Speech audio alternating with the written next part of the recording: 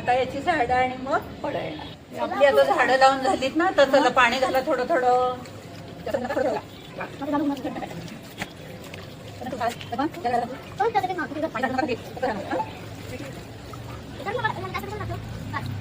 दिवसेंदिवस वाढत चाललेल्या तापमानाला आळा घालण्यासाठी मी या छोट्या मुलांना घेऊन 10 फळझाडांची रोपे तयार केली आहेत.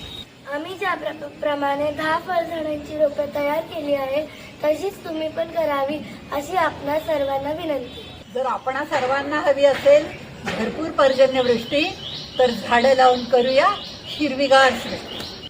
हे आंब्याच्या बाट्या, हे जांभळाच्या बिया, हे करवंदाच्या बिया, हे बोराच्या बिया, हे माती, हे शेणखत, हे याच्यात मिक्स करणार आहे.